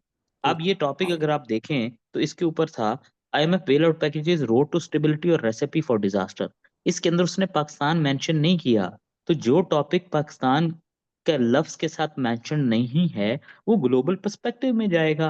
अब इसका यस ये मतलब नहीं है कि आप लोगों ने पाकिस्तान का सीएसएस दे रहे हो तो इसलिए आपने पाकिस्तान को बीच में ले आना है। इसमें मल्टीट्यूड ऑफ आर्ग्यूमेंट्स आएंगे starting from so many eastern western countries and then उन सारों के एनालिसिस में आपने बताना है एट लीस्ट 8-10 आपके जहन में हो जहां पे कोई भी प्रोपोजिशन ये स्टेबिलिटी है या डिजास्टर वो जहन में आए। टू कंक्लूड दिस वेरी ऐसे, ना हमें आईएमएफ बेल आउट्स को डिस्कस करना है ये होते क्या हैं, ना ही हमने इनकी देनी है कि पाकिस्तान में भी 23-24 हुए हैं तो कैसे हुए हैं। सिंपली आओ right from the beginning choose a side. Road to stability है या रेसिपी फॉर डिजास्टर है। रोड टू स्टेबिलिटी चूज करोगे तो वो प्रूफ करोगे कैसे, उसमें लकूनास क्या हैं आईएमएफ के बेल आउट के, चाहे वो स्ट्रक्चरल हो तो उनको ओवरकम करना है। रेसिपी फॉर डिजास्टर है तो उसका इम्पैक्ट वही फॉरेन एड वाला, उसकी रेमिफिकेशन क्या हो सकती है। सर जो एक नई डिस्कशन है वो बड़े टॉपिक्स, दोनों बड़े मजे के टॉपिक्स हैं सर। एक है 2017 में आया जिसमें वो कहता है are modern wars not holy wars, और फिर उसने कहा 2019 में new war fronts lie in economic zones. Sir ah अब थोड़ी जी जी सर इतनी ठंडी सांस सर। सर यार क्या करें बच्चे ना आजकल वार्स को सुन सके ना मुझे लगता है पागल हो जाएंगे जो सीएसएस की तैयारी कर रहे हैं सर ये हमने इनके 8-10 पेपर जो हैं उनको खंगाल के सामने रख दिया है ग्लोबल पर्सपेक्टिव, ग्लोबलाइजेशन और इंटरनेशनल रिलेशंस के पर्सपेक्टिव से। अगर ये अच्छे बिल्कुल बच्चे हुए ना तो ये इन्हीं टॉपिक्स को घर जाके देख के एक दफा मेजर हेड्स बना लें और साथ में जो पॉइंट्स आपने रेज किए उनको सर्च कर लें और इसी तरह के 3-4 सेशन में हमारे साथ बैठ जाएं तो सर इनके सीएसएस के सारे सब्जेक्ट्स मेजर ऑप्शनल जिनमें ये पॉलिटिकल टच होता है सर, और ऐसे यस मेनली सर मुझे नहीं लगता रुकेगा। सर ये जो मैराथन होती है ना, इसको टाइटल भी मैंने मैराथन दिया। इसका रीजन सर ये था कि ये इनके जैसे सर कहते हैं ना कि there are so many pictures outside, there are so many pictures outside, but if you keep looking at them you would automatically become fan of the nitty gritties ना। तो सर ये इसको अपने माइंड में डाइजेस्ट करें, इधर से मजाइल आ रहा है, इधर से आ रहा है, इधर से आ रहा है, हमारी एग्जाम्पल में मजाइल आ गया सर। अच्छा सर, सर न्यू अच्छा सर पहली बात तो ये है are modern wars not holy wars. अगर इस किसी भी बच्चे ने इसको पिक किया है और इसके ऊपर आउटलाइन बनाने जा रहा है तो सिंपल सी बात है, बता दो होली वॉर्स हैं या बता दो नहीं है, किस तरह है, क्या हो रहा है। ये वॉर इन इटसेल्फ जब भी आएगी इसका ऑल्टरनेट पीस होगा, उसको अचीव कैसे करना है। Sir are modern wars not holy wars. जी मुझे इससे याद है पिछले मैं वैसे कमेंट तो नहीं पढ़ रहा लेकिन एक बच्चे का कमेंट भी नजर से गुजरा थोड़ी देर पहले किसी ने पूछा था आर वॉर्स एथिकल तो मुझे पता नहीं क्यों यस। गैर दानस्गी में मेरे जहन में ना गजवात आ गए सो हम्म। सो हाउ कैन यू सही। से दे आर नॉट अगर वॉर पे आ जाए सोच के लेकिन ये ऐसे डिफरेंट है इसमें लिखा मॉडर्न वॉर बिकॉज इसमें सिर्फ वॉर का जिक्र नहीं है इसमें मॉडर्न वॉर्स का जिक्र है और मॉडर्न वॉर से मतलब आप 20th सेंचुरी ऑनवर्ड्स की बात करते हैं उसको हम सर मॉडर्निटी में लेते हैं ठीक है? तो सर जो जी so are modern wars not holy wars I don't think so they are holy wars उसकी वजह है because none of these wars are fought for God all of these wars are fought for power तो I think क्यों नहीं sir, Gaza की episode sir, religious coverage है sir, no Hindutva I sir don't think सारी के साथ। Sir नहीं मैं नहीं समझ मैं ऐसा समझता हूँ कि हिंदुत्व मैं मेरे जाती रही है कि Hindutva is a means to achieve power Modi साहब को पावर में आने के लिए हिंदुत्व चाहिए था तो it work for him hmm. For me the religion has become a political tool बल्कि आपने आजकल डिबेट एक नई शुरू हुई है कुछ लोग जानते हो जेडी वेंस अपनी बेगम को क्रिश्चियन करने पे लगा हुआ है किसी को शायद पता हो सर वो जो दूसरी वाली कार है, यार एक ही बेगम है उसकी नहीं जेडी आजकल दूसरी भी हो रही है कुछ सर। अच्छा मुझे इसकी पर्सनल लाइफ का नहीं पता मुझे मुझे सर ये अब पता आपने है छेड़ी है सर। नहीं नहीं नहीं वो नहीं रिलीजन की बात है ना वो पब्लिकली उसने हाँ इंसिस्ट किया है उसने कहा आई विश मेरी वाइफ जो है वो टर्न हो जाए टुवर्ड्स क्रिश्चियन हो जाए तो सर जाके फिर रिलीजन इज ओपियम ना, राइट, सही कहा गया था भाई। नहीं मैं ये समझता हूँ कि देखो दिस इज पॉलिटिकल ना बिकॉज देखिए ट्रम्प हो गया इनका जो वोट बैंक है वो एक खास किस्म का वोट बैंक है एंड आई थिंक इसी मैं समझता हूँ कि वॉर्स को मैं क्यों रिलीजियस नहीं कहता president Bush use the word crusade in Iraq do you really think it was hmm. A religious war no. It wasn't वो अफगानिस्तान की वार को क्रूसेड किया गया it was not a religious war at all तो Hamas sir was जो not पहले होती Hamas थी वाज फिर सर नॉट इसमें कंट्रास्ट कंट्रास्ट ड्रॉ करना पड़ेगा, जो पहली वॉर्स थी सलाउद्दीन अयूबी वाली सर। नहीं सर देखिए जिस पे मिस्टर वो ये मैं जुमला बोलता यस देखिए पुरानी वॉर को आप कह सकते हैं इवन आप उठाकर देखें तारीख में असलाउद्दीन अय्यूबी अगर मुस्लिम से हट के भी बात करें तो बहुत सारी वॉर ऐसी रिलीजन पे लड़ी गई हैं रोमन्स की लड़ी गई हैं रिलीजन के नाम पे पर्शियंस बहुत से रिलीजन के नाम पे वॉर लड़ते रहे हैं लेकिन आई थिंक मॉडर्न वॉर्स की डिबेट थोड़ी और हो जाएगी तो मॉडर्न वॉर्स अगेन मैं 20th सेंचुरी ऑनवर्ड्स की बात करूंगा they are not religious war they are fought do you think Afghan जहाद वाज अ रिलीजियस वॉर और political war it was for recording हो रही है सर, लेकिन for some segments it turned out to be a religious, but yes overall it it is true wasn't. Yes, but initially when they were fighting, they thought it's a religious war, but at the end of the day, it turned out to be a war which meant to achieve political interest of the West ultimately. Yes, Down the road, हम आज ये जानते हैं इस बात को. तो I think Hamirpur's version was different, sir. yes. तो I think मुझे लगता है कि ये इस point of view से modern wars are not holy wars. तो True. फिर इसकी सर हम आउटलाइन अगर ये बना लें कि they are not holy wars, तो फिर हम बताएंगे फिर ये कौन सी वॉर्स हैं, तो हम इनको Political, कह सकते हैं political, इकोनॉमिक हैं, पॉलिटिकल हैं, स्ट्रेटेजिक political. हैं। तो फिर ये जो Yes. इसने नई बात 2019 वाले टॉपिक में कर दी है कि नए वॉर के फ्रंट्स इकोनॉमिक जोन्स में लाए करते हैं, ये तो फिर सेम टॉपिक्स हो गए ना, हम चाहें तो इन Exactly, दोनों में। exactly.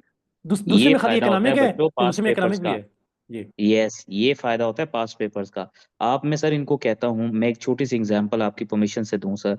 सर अगर अभी हम देखें, इनको हम कराएंगे एजुकेशन जब डोमेस्टिक इश्यूज पे आएंगे, कुल मिला के पिछले 25 सालों में 19 दफा एजुकेशन के ऊपर सीएसएस के अंदर टॉपिक पूछा गया है ऐसे का सर। सर एक दिन मैंने बैठ के मैंने कहा इतने ज्यादा टॉपिक्स 19 जो हैं उनको बच्चों को पढ़ाना इज वेरी हार्ड। सर मैंने उनकी ओवरलैपिंग नेचर निकाली। सर टू माय सरप्राइज वो 3 टॉपिक बने कुल मिला के, जिनमें मेजरली ये था कि इकोनॉमी पाकिस्तान के जो क्या है एजुकेशनल इश्यूज और उनका वे फॉरवर्ड क्या है, ग्लोबल एजुकेशनल जो जो मॉडल्स हैं उनका इम्पैक्ट क्या आ सकता है, और तीसरी बड़ी डिबेट थी कि क्या एजुकेशन मीनिंग पर्पसिव, यानी कि वही बात सर मॉरल और एथिक्स की ना, कि एजुकेशन में होने चाहिए हैं नहीं है, सारी बात यहाँ पे खत्म होगी सर। सर कुल मिला के अभी तक True. हम जो कुछ भी कर रहे हैं सर, अभी आप खुद देखिएगा हर दूसरी बात में moral ethics, global order, international relation, यही चीजें आ रही हैं सर। तो मैं इसलिए कहता हूँ कि होलिस्टिकली जब टॉपिक्स को आप देखते हैं तो ये इसी तरह पे रूल आउट होकर आपके सामने आते हैं सर। तो सर So इसमें true. फिर ये है कि जो ये इस टॉपिक को आप सर कैसे बनाएंगे, new war fronts line economic zones. I think क्योंकि 2019 के अंदर आया है और I think that was the time आप जानते होंगे जब ट्रेड वॉर जो है वो बड़ी पीक पे थी ट्रम्प की Trump has initiated the first trade war with the Chinese तो मेरा ख्याल है कि ये उस कॉन्टेक्स्ट में प्रॉब्ली ये ऐसे आया हुआ है तो आई थिंक आगे सर। इसके जी जी तो उसमें आई थिंक जी। पहले तो ये है कि जो सॉरी वर्ड कहाँ पे लिखा है अच्छा न्यू वॉर फ्रंट ऊपर न्यू वॉर फ्रंट्स ऑब्वियस बात है न्यू वॉर फ्रंट से मतलब है अब जो वॉर्स हैं they are economic ones means that दो तीन मुझे लगता है दो तीन एस्पेक्ट हैं एक एस्पेक्ट ये बनता है कि जो इकोनॉमी है that has taken over the military 21st century में एक बात दूसरी बात है न्यूक्लियर डिटरेंस जो है it has limited the capacity of states to go to conventional wars with each other and therefore they are likely to compete in the economic field ये aspect भी हो सकता है और तीसरी शायद एक और बात हो सकती है कि डेमोक्रेसी हैज़ बिकम कैपिटलिस्टिक और it has become a business game so इसलिए जो वर्ल्ड लीडर्स हैं they are more into economic wars than the military wars I think इस तरह की अब सर गॉट इट सर। अब सर ये देखें यहाँ पे सर 3 टॉपिक सिर्फ इनके सामने इसी पर्टिकुलर डोमेन के ऊपर, और सारे किस पे आ रहे हैं, मॉडर्न वॉर्स, होली वॉर्स हैं। फिर आ गया new fronts line economic zones. फिर और उसने थोड़ा नीचे सी नैरो पैक डाउन किया, उसने कहा CPEC and Indo Middle East Europe corridor new war front sir.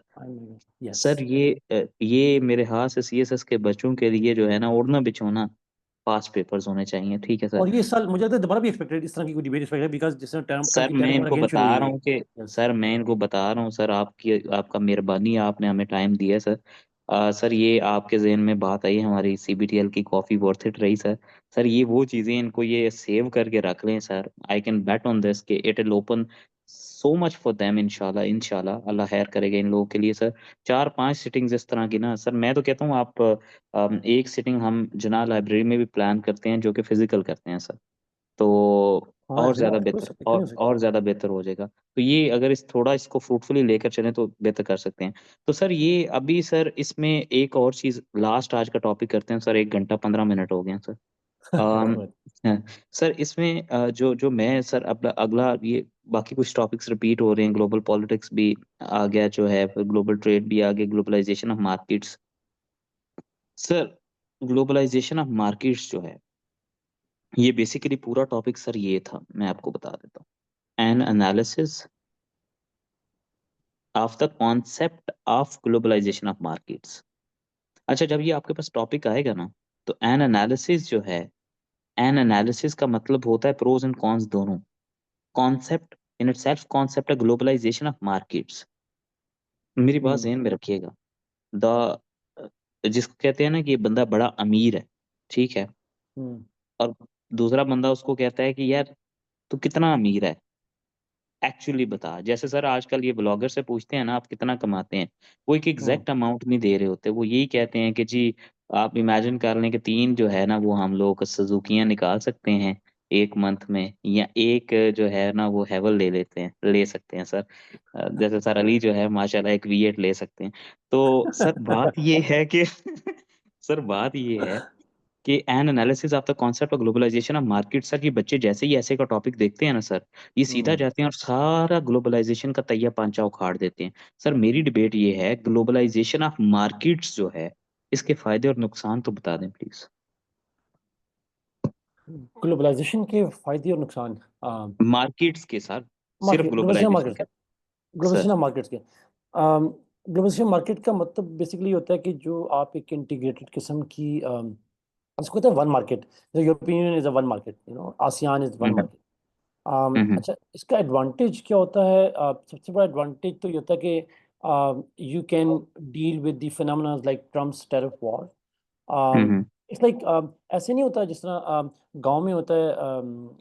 दान के जब गांव में कोई खुदा न खास्ता किसी के घर पे कोई बुरा वक्त आ जाए, तो इस सारे हम्म। जो इर्द गिर्द के लोग होते हैं वो मिलकर के एक सोशल इंश्योरेंस में इसको कहता हूँ, मिलकर जो है हेल्प यस करते हैं। कोई शादी हो जाए, कोई सर। फंक्शन आ जाए तो कंट्रीब्यूटिंग फैक्टर करते हैं जाके। एक्सटर्नल थ्रेट आ जाए, सर कोई बाहर से बंदा कोई उसको FIR कर दे तो सारे गांव वाले मिलकर उसको हेल्प आउट करते हैं। तो I think sir globalization market का सबसे बड़ा एडवांटेज होता है कि कभी आपको एक्सटर्नल थ्रेट आ जाए, जैसे ट्रम्प का टैरिफ का थ्रेट आ गया, तो then it helps you protect yourself and cushion yourself with the help of your peers and all that. तो आई थिंक आपकी जो रेजिलियंस और प्रोटेक्शन की जो कैपेबिलिटी है ना, वो बड़ी स्ट्रांग कर देती है अगर आप ग्लोबलाइजेशन मार्केट की तरफ जाएंगे। नुकसान और क्या? अगर आप बहुत बड़ी मार्केट होंगे सर, मुझे नहीं लगता कि छोटे मोटे जो बंदे होते हैं उनका तो कोई देखने वाला पूछने वाला नहीं होता। ट्रू यही मेरे ट्रू। ख्याल से इसका ऑपोजिट साइड भी हो ड्रॉबैक सकता भी है। एग्जैक्टली, तो डिपेंड करता है उस मार्केट में आपका स्टेचर क्या है। सर सर इसमें ना एक लास्ट ऐसे जो ग्लोबल ऑर्डर का भी इन्होंने अभी बात की है सर, उस पे आपकी बहुत कमांड है सर। सर ग्लोबल ऑर्डर जो है सर, CSS के अंदर इन्होंने पता नहीं क्यों नहीं मेरी टीम ने यहाँ पे लिखा सर। सर वो एक टॉपिक आया था यूनिपोलर मल्टीपोलर, यूनिपोलर बाइपोलर और मल्टीपोलर। देखें सबसे पहली तो बात ये है कि जब global order colon unipolar comma bipolar और मल्टीपोलर आ गया ना, तो इसका मतलब ये है कि आपने इनमें से एक ऑर्डर चूज करना है। आप ये नहीं कह सकते कि यूनिपोलर भी है, बाय भी है और मल्टी भी है। जब और आ गया बीच में तो you have to choose a side. Sir global order कहते किसको है सर? जैसे जज नहीं कहता क्लास उसमें कोर्ट में ऑर्डर ऑर्डर ऑर्डर, और शांत हाँ में सारे ठीक। अपनी औकात में रहें, तो ग्लोबल ऑर्डर का हाँ, मतलब ये होता है। तो सर वो सारे जो शुरू में हमने डिबेट की थी कि ग्लोबल ऑर्डर जो है ये सेट मोरालिटी करते वाली। हैं, हाँ बड़े चौधरी वाली सर।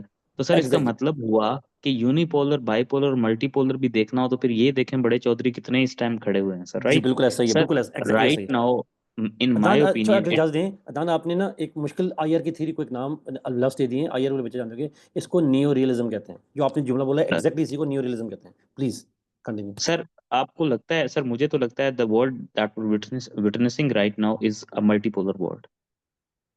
यस, इफ में दो आर्गुमेंट है, या तो कुछ लोग कहते हैं मल्टीपोलर है, जैसे चाइना ऑफिशियली कहता है, इंडिया ऑफिशियली कहता है, और हम स्कॉलर्स मोस्टली कहते हैं कि if it is not multipolar, it is closest ever to be multipolar, या transition, it is transitioning towards multipolar, but yes, it's on the path to. Sir where do we stand? Last conclusive remarks दे दें sir. वही से मतलब पाकिस्तान की बात हो रही है, यस। बॉटम में 10वें नंबर पे। लिस्ट कितनी है टोटल? नहीं 10? नहीं नहीं let me leave. अच्छा, इसमें अदनान थोड़ा सा नहीं, आई थिंक पाकिस्तान का स्टेचर थोड़ा डिफरेंट है, मैं मजाक कर रहा था। On a serious note, sir I think Pakistan stands in in a ranking, जिसको हम कहते हैं वी आर, हम दुनिया में ना तीन, एक होती हैं ग्लोबल मेजर पावर्स, एक होती हैं वीक स्टेट्स, एक होती हैं middle powers. So Pakistan can be ranked in the middle powers, sir in the ranks इनका of Turkey, in the ranks of Turkey, in the ranks of maybe UAE, Qatar, we can rank in those categories.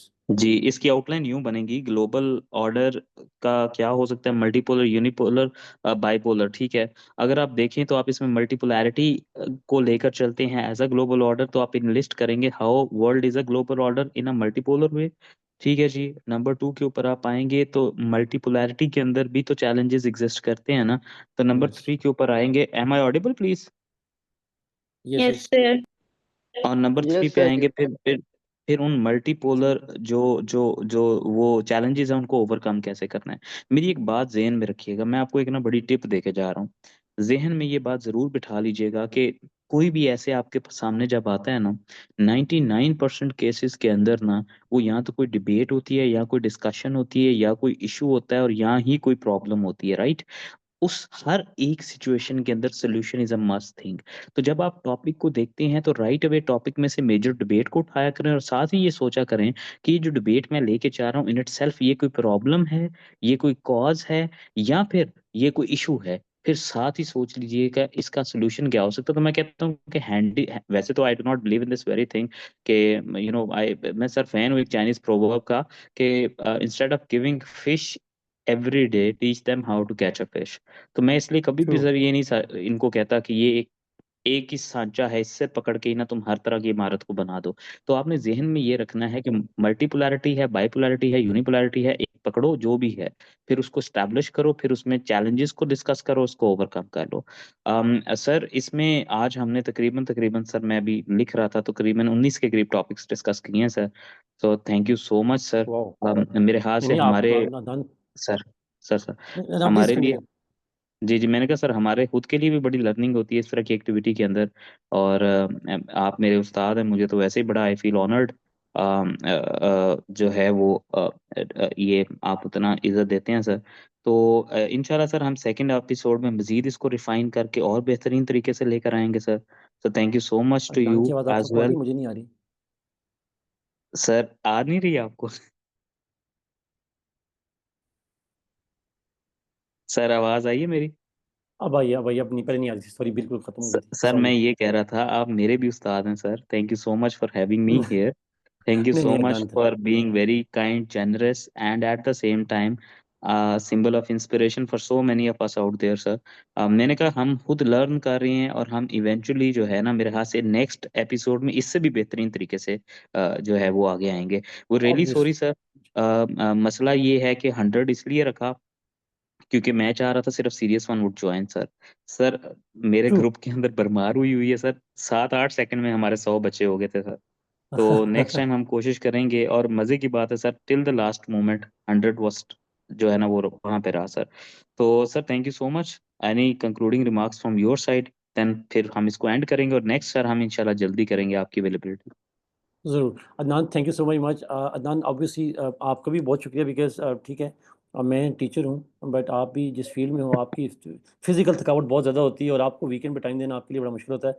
हमारी sir intellectual थकावट होती है वो sir हम चाय sir P के ख़त्म कर लेते हैं। सर लेकिन सर सर लेकिन सबसे बड़ी बात है बच्चों के लिए, आई अंडरस्टैंड, बहुत से बच्चों ने मैं कमेंट्स तो देखे नहीं, मैं अभी देखे हैं कमेंट्स कुछ बच्चों के। लेकिन सर सर डेफ़िनिटली आप मेहनत करें, बाकी अच्छी तरीके से मेहनत करें, और बाकी चीज़ें जो हैं वो कुछ अल्लाह पे छोड़ दें। सर और वो शाकर का शेर है ना, वो पता नहीं क्या है कि तू मेहनत कर, ते मेहनत दा सिला खुदा जाने, हवा जाने, ठीक है सर। हमारे भी तो सब ये काफ़ी ये करते रहते हैं इस शेर में से। हाँ, हाँ, हाँ, हाँ। सर ये लगे हुए हैं, माली दा कम पानी लाना पर मशकां पावे, मालक दा स कम फल फूल लाना लावे या ना लावे। सर आप चूंकि वो सराइकी वो क्या कहते हैं, पहाड़ी है सर, वो पहाड़ी में कुछ शायद मुझे आता नहीं है, नहीं तो वो भी सुना देते sir. Sir I shall back leave sir, thank you so much ज़रूर, सर। तो कुछ बच्चे केबीपीएमएस के पूछ रहे हैं, चलें आप वो आप करते रहें, जी जी पूछते रहेंगे, खैर वो व्हाट्सएप ग्रुप में है, अदनान कोई बात हो बेशक पूछ लीजिएगा, कोई नहीं। जी चलें, ठीक है sir. Thank you so much Adnan, okay thank sir, you so much thank you everybody, so much, God bless अल्लाह यू, हाफिज। खुदा हाफ़िज़, खुदा हाफ़िज़।